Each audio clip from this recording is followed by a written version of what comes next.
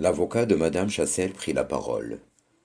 Monsieur le Président, messieurs les juges, la cause que je suis chargé de défendre devant vous relève bien plus de la médecine que de la justice, et constitue bien plus un cas pathologique qu'un cas de droit ordinaire. Les faits semblent simples au premier abord. Un homme jeune, très riche, d'âme noble et exaltée, de cœur généreux, devient amoureux d'une jeune fille belle, absolument belle, plus que belle, adorable, aussi gracieuse, aussi charmante, aussi bonne, aussi tendre que jolie. Et il l'épouse. Pendant quelque temps, il se conduit envers elle en époux plein de soins et de tendresse. Puis il la néglige, la rudoie, semble éprouver pour elle une répulsion insurmontable, un dégoût irrésistible. Un jour même, il la frappe, non seulement sans aucune raison, mais même sans aucun prétexte. Je ne vous ferai point le tableau, messieurs, de ces allures bizarres, incompréhensibles pour tous. Je ne vous dépeindrai point la vie abominable de ces deux êtres et la douleur horrible de cette jeune femme. Il me suffira pour vous convaincre de vous lire quelques fragments des journaux écrits chaque jour par ce pauvre homme, par ce pauvre fou, car c'est en face d'un fou que nous nous trouvons, messieurs. Et le cas est d'autant plus curieux, d'autant plus intéressant qu'il rappelle en beaucoup de points la démence du malheureux prince, mort récemment, du roi bizarre qui régna platoniquement sur la Bavière. J'appelle ce cas la folie poétique. Vous vous rappelez tout ce qu'on raconta de ce prince étrange. Il fit construire au milieu des paysages les plus magnifiques de son royaume de vrais châteaux de féerie. La réalité même de la beauté des choses et des lieux ne lui suffisant pas, il imagina, il créa dans ces manoirs invraisemblables des horizons factices, obtenus au moyen d'artifices de théâtre, des changements à vue, des forêts peintes, des empires de contes où les feuilles des arbres étaient des pierres précieuses. Il eut des Alpes et des glaciers, des steppes, des déserts de sable brûlés par le soleil. Et la nuit, sous les rayons de la vraie lune, des lacs qu'éclairent par-dessous de fantastiques lueurs électriques. Sur ces lacs nageaient des cygnes et glissaient des nacelles, tandis qu'un orchestre, composé des premiers exécutants du monde, enivrait de poésie l'âme du fou royal. Cet homme était chaste, cet homme était vierge. Il n'aima jamais qu'un rêve, son rêve divin. Un soir, il emmena dans sa barque une jeune femme, jeune, belle, une grande artiste, et il la pria de chanter.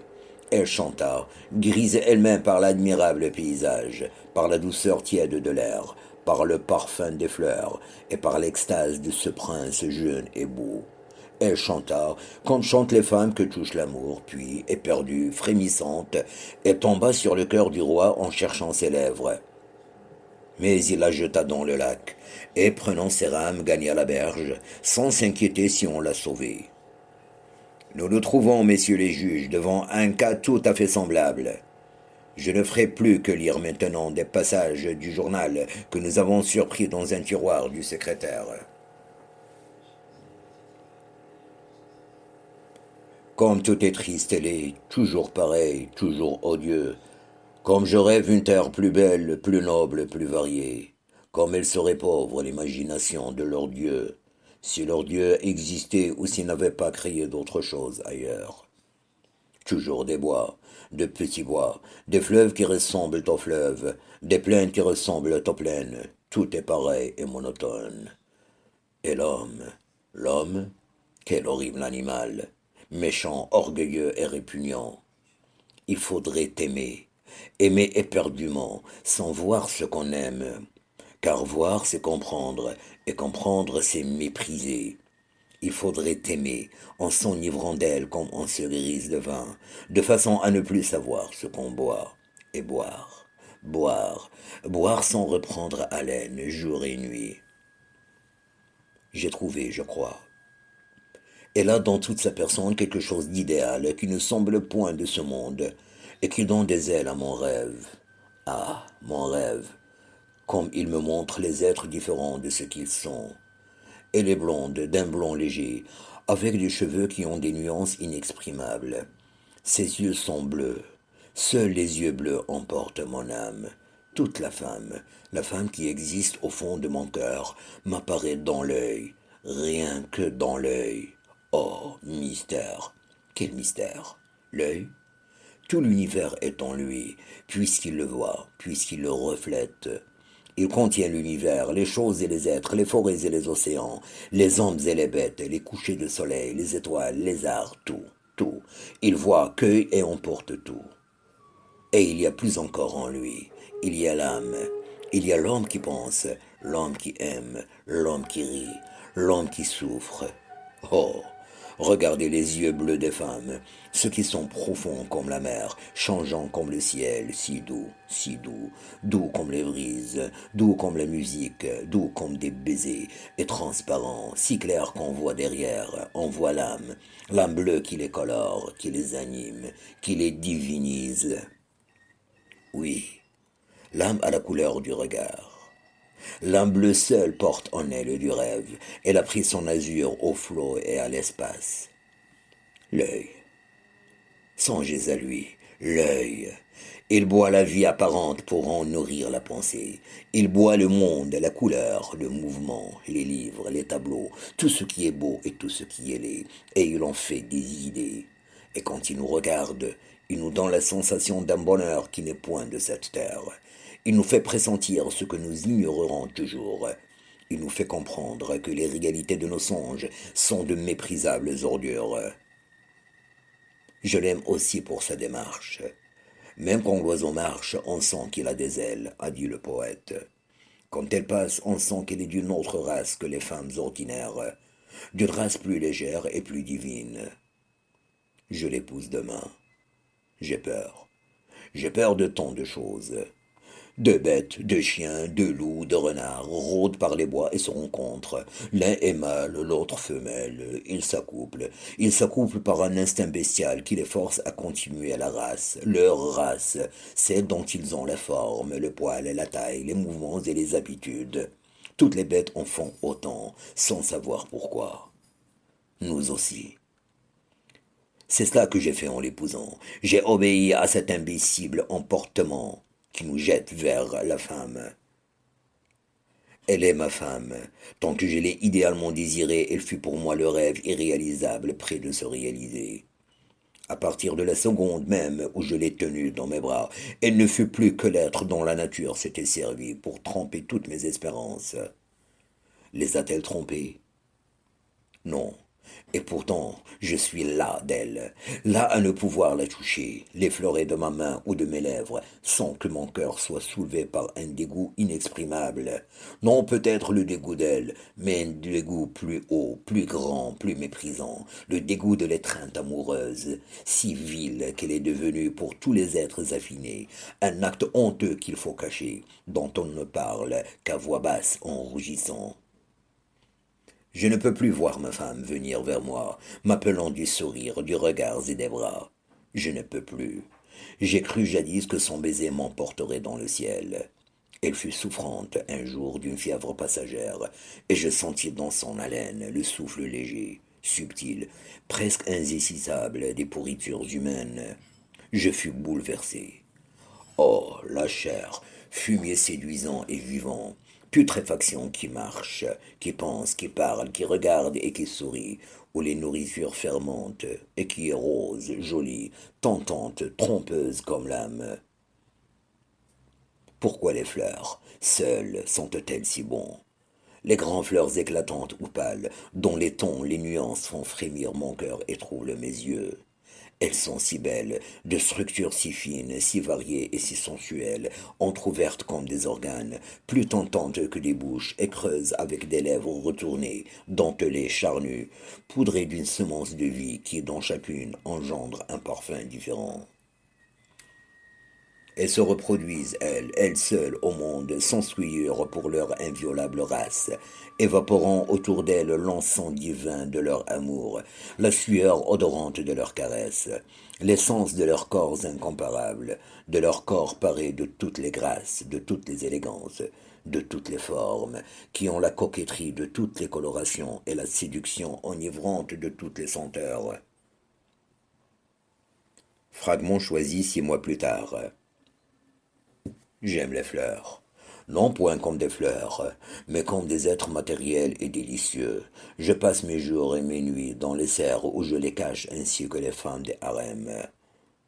Qui connaît hors moi la douceur, l'affolement, l'extase frémissante, charnelle, idéale, surhumaine de ces tendresses, et ces baisers sur la chair rose, sur la chair rouge, sur la chair blanche, miraculeusement différente, délicate, rare, fine, onctueuse des admirables fleurs.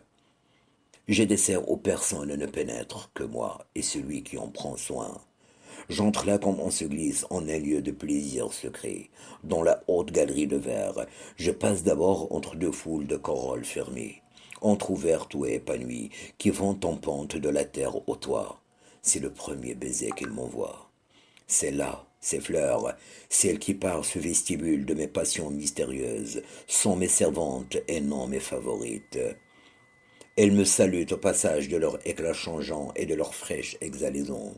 Elles sont mignonnes, coquettes, étagées sur 8 rangs à droite et sur 8 rangs à gauche, et si pressées qu'elles ont l'air de 2 jardins venant jusqu'à mes pieds. Mon cœur palpite, mon cœur s'allume à les voir, mon sang s'agite dans mes veines, mon âme s'exalte, et mes mains déjà frémissent du désir de les toucher. Je passe. 3 portes sont fermées au fond de cette haute galerie. Je peux choisir. J'ai 3 harems. Mais j'entre le plus souvent chez les orchidées, mes endormeuses préférées. Leur chambre est basse, étouffante. L'air humide et chaud rend moite la peau, fait haleter la gorge et trembler les doigts. Elles viennent, ces filles étranges, de pays marécageux, brûlants et malsains. Elles sont attirantes comme des sirènes, mortelles comme des poisons, admirablement bizarres, énervantes, effrayantes. En voici qui semblent des papillons avec des ailes énormes, des pattes minces, des yeux, car elles ont des yeux.